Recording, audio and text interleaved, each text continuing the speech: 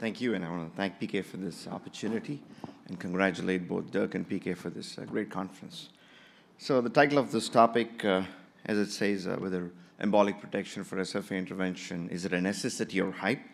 I have no disclosures. So I'm sure in the audience there is a section of people who have already made the decision, some think it's not needed, and I was in the boat where one day I'll probably use it depending on the lesion, and another day it all depends. And the reason is because deploying these filters, is time-consuming, it costs extra money, and sometimes you can get into trouble with them.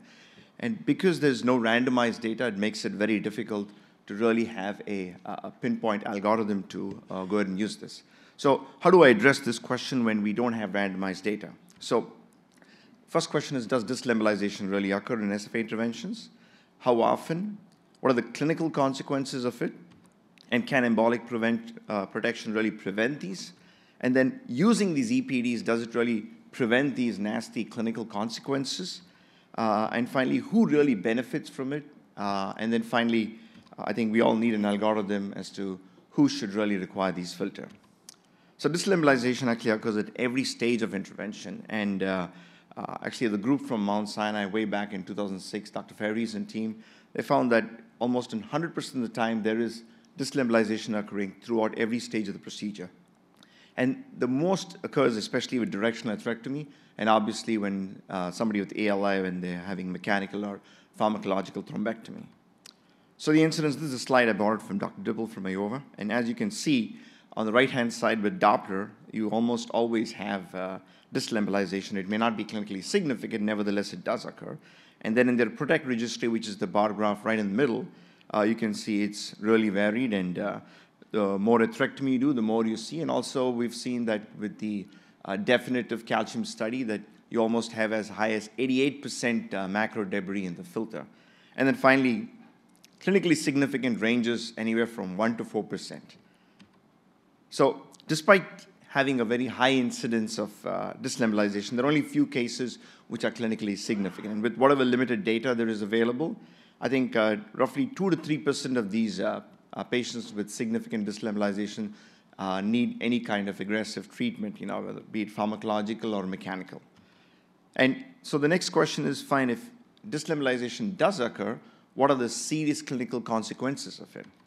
And so this was a study done in 2010. It was actually a retrospective study in Houston of 818 patients, and they found that 3.8% of them had distal embolization, and 3.5% had in situ thrombosis. And what they found was, if you just look at the distal embolization patients and you compared them with the control group, and they found no difference in the primary patency, and they went out as far as 2 years, and in the DE group, they actually went out as far as 3 years. Similarly, in assisted primary patency, they didn't find any difference. Secondary primary patency, no difference, secondary patency. And then freedom from recurrent events, obviously, distal embolization was lower, meaning they had more chance of developing recurrent significant events.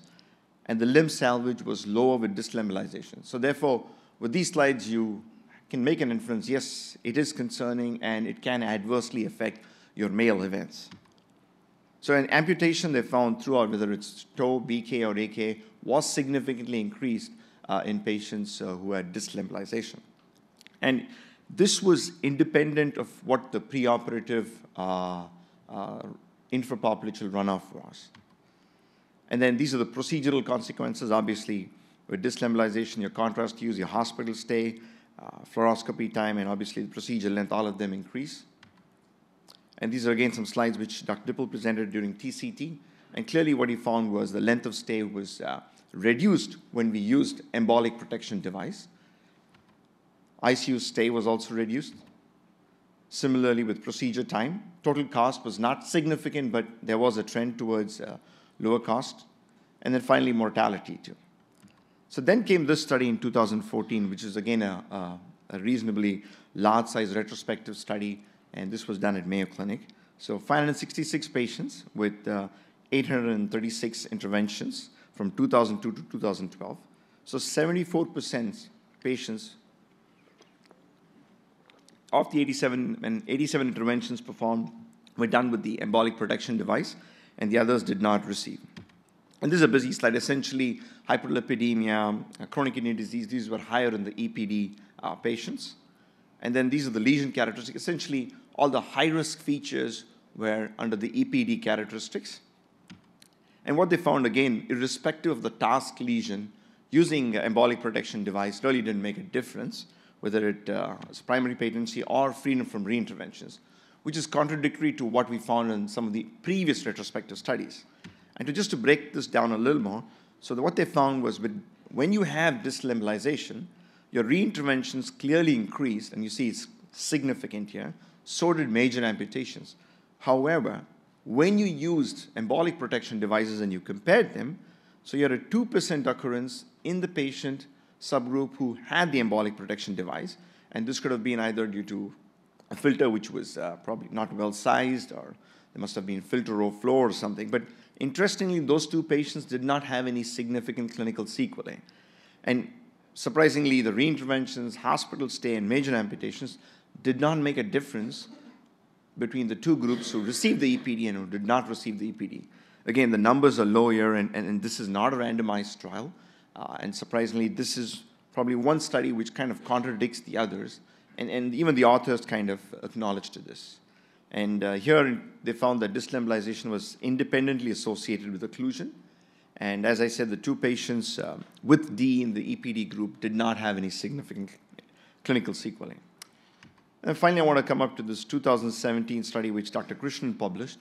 And this study was done with the intent of finding an angiographic algorithm for the use of DE protection in patients undergoing fem-pop atherectomy. They stuck to atherectomy because those are the ones which mainly cause most of the embolization.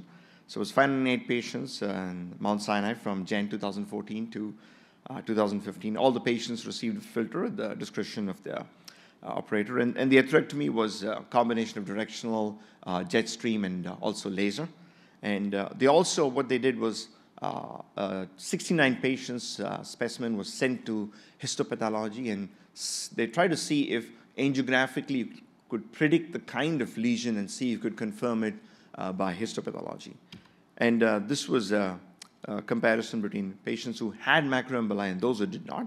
And just to break it down, basically, macroemboli was seen at a higher rate in patients with higher LDL, a longer lesion length, calcified lesions, ISR, CTO, and reference vessel diameter. If the reference vessel diameter was higher, there was a higher chance, and I possibly think it's because of positive remodeling, so there's more plaque burden.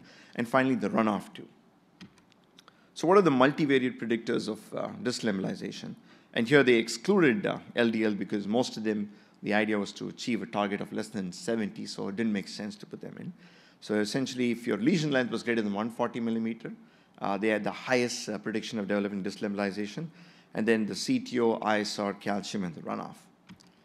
So under the histopathology subgroup, what they found was that there was good correlation on what you predicted by angiographically. So if it's a calcified plaque or an atherosclerotic plaque or thrombotic or ISR, you could predict this with good certainty.